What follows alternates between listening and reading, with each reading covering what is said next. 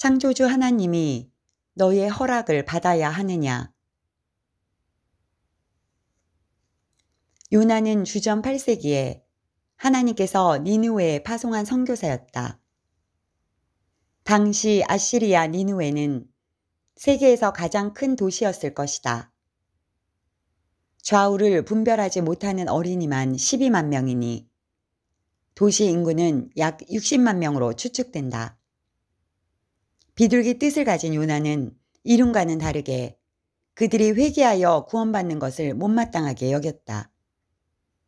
선교사가 파송된 지역의 사람들이 회개하는 것을 원치 않았다. 오히려 요나는 하나님이 니느웨 사람을 용서하신 것을 문제 삼는다. 니느웨는 니므롯에 의해 BC 4500년경에 건설된 아주 오래된 도시다. 니느웨는 사네립 BC 704년에서 681년의 때에 아시리아의 수도였다. 니느웨는 아시리아 단어 니누아에서 파생된 이름으로 근동에서 숭배된 여신 이스타르의 수메르 니나에서 유래되었다. 티그리스강 동편에 위치하며 이라크 북쪽 모술의 건너편이다. 요나가 니느웨까지 가려면 880km를 걸어가야 했는데 약 한 달 이상 걸리는 거리였다. 전설에 의하면 요나는 사렙다 과부의 아들이었으며 엘리사가 예후를 이스라엘의 왕위로 기름 붓기 위해 보냈던 그 젊은이였다고 한다. 너는 일어나 저 큰 성읍 니느웨로 가서 그 성읍을 거슬러 외쳐라. 이는 그들의 죄악이 내 앞에까지 올라왔기 때문이다. 니느웨가 하나님의 심판에 이르게 된 죄악은 무엇일까? 그들의 죄악은 나홈서에 기록되었다. 화 있을진저 피의 성이여 그 안에는 거짓이 가득하고 포악이 가득하며 탈취가 떠나지 아니하는도다. 이는 마술에 능숙한 미모의 음녀가 많은 음행을 함이라. 그가 그의 음행으로 여러 나라를 미혹하고 그의 마술로 여러 족속을 미혹하느니라. 고고학자들은 아시리아가 고대 근동 역사에서 가장 잔인한 제국이었다고 평가한다. 왜 하나님은 이런 나라에게 회개할 기회를 주시는가? 이스라엘의 국경을 초월하여 열방까지 자비를 베풀기를 원하시는가? 왜냐하면 하나님께서 온 우주와 나라를 창조하신 분이기 때문이다.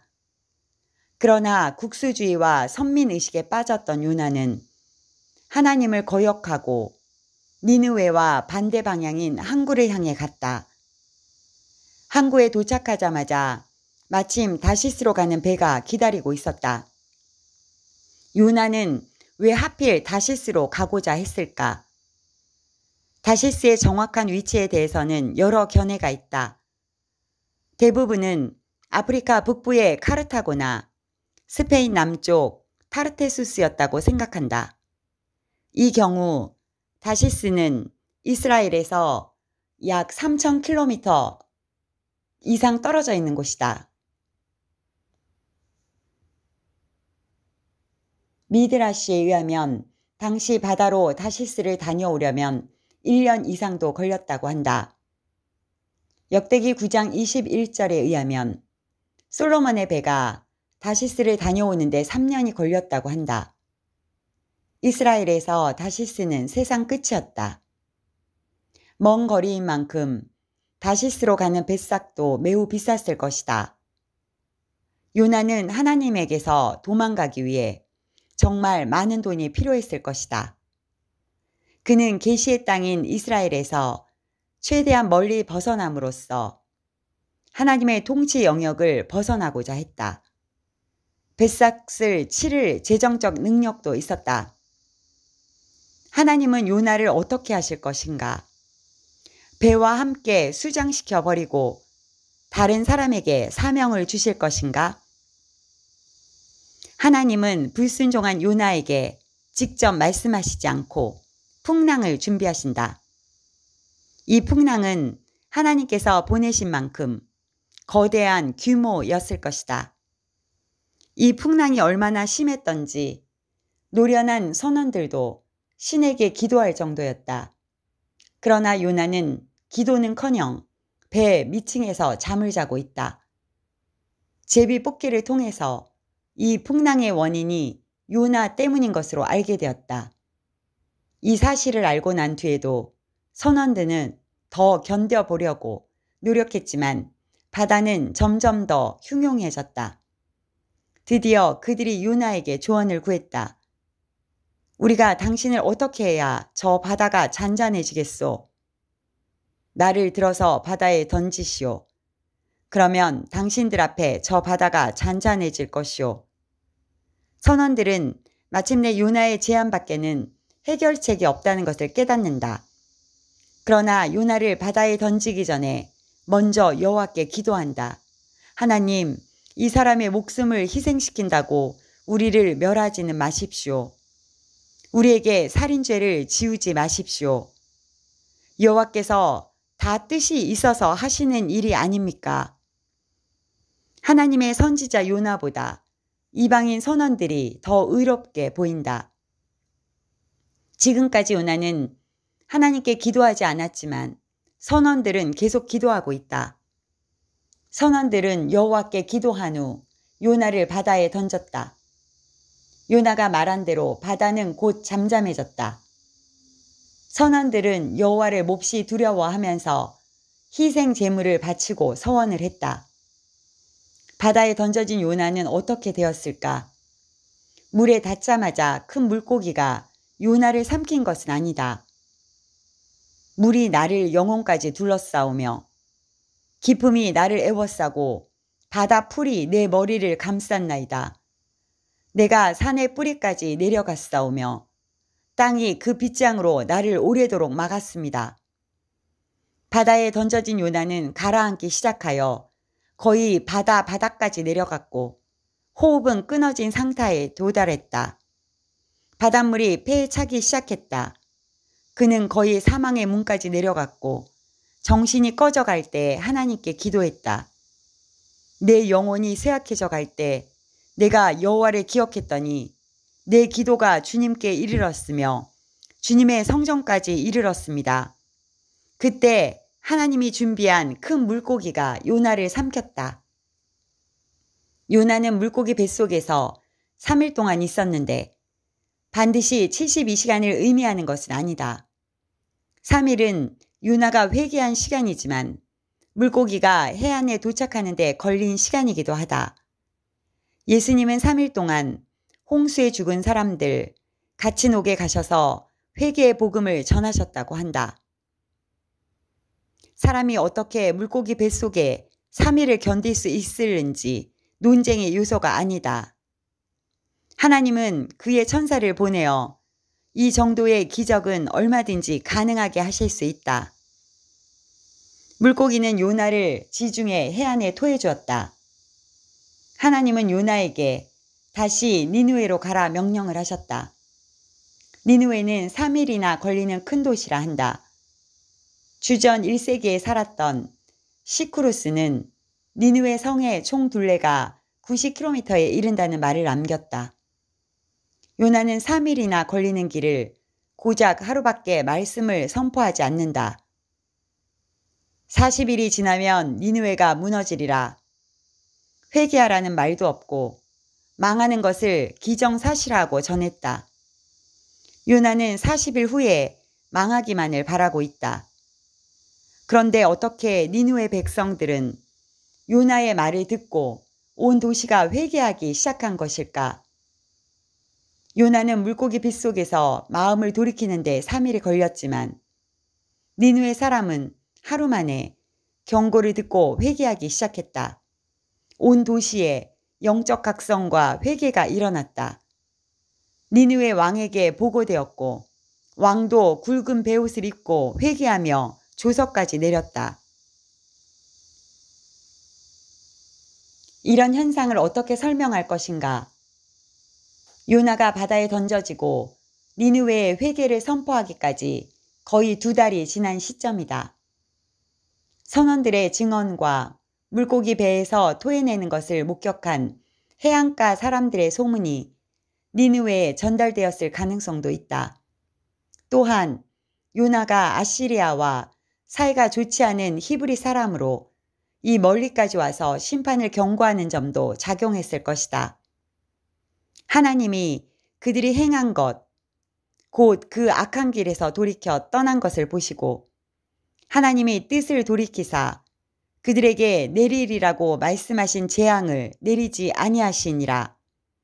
회개는 단순히 입으로 죄를 시인하는 것뿐만 아니라 삶을 고치고 돌이키는 것이다. 하나님은 요나를 니느웨로 보내고자 했던 목적을 달성하셨다. 구원의 주체는 요나가 아니라 하나님이시다. 괴이한 성품을 가진 요나를 사용하시는 분도 하나님이시다. 요나는 건성으로 말씀을 선포했지만 니느웨 사람들은 듣고 회개했다. 그러나 요나 자신은 물고기 뱃속에서 진정으로 회개한 것인지 계속 의문을 품게 만든다. 하나님이 뜻을 돌이키시자 요나는 아주 못마땅하게 여겼을 뿐 아니라 매우 싫어하고 성까지 냈다. 하나님께 항의를 했다. 여호와여, 내가 고국에 있을 때에 이러하겠다고 말씀하지 아니하였나이까.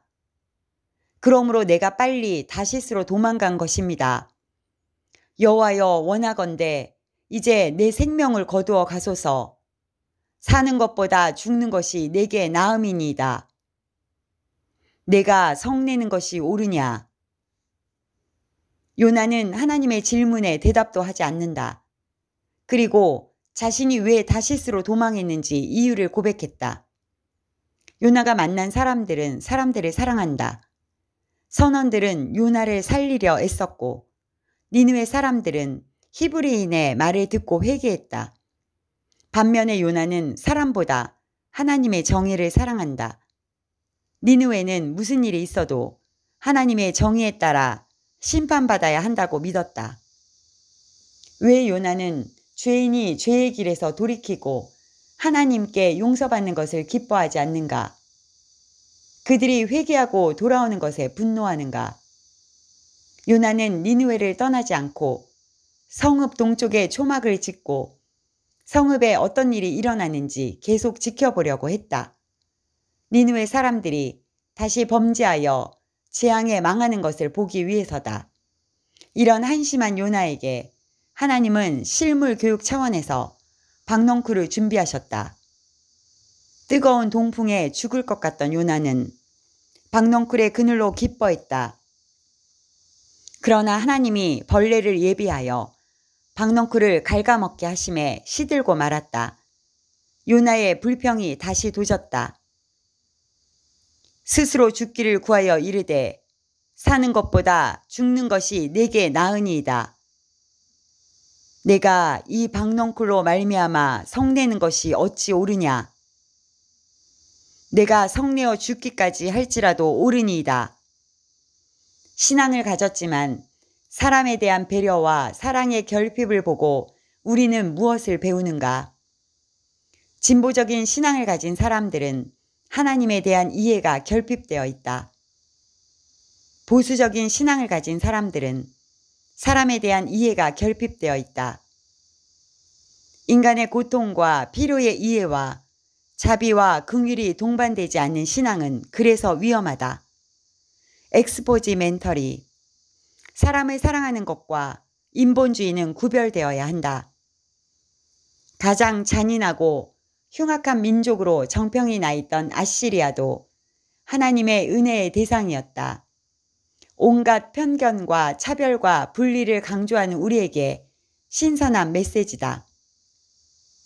하나님은 사람의 생명에는 관심이 없고 하찮은 박넝쿨 때문에 죽겠다고 나서는 요나에게 마지막 질문을 하시고 요나서는 끝난다.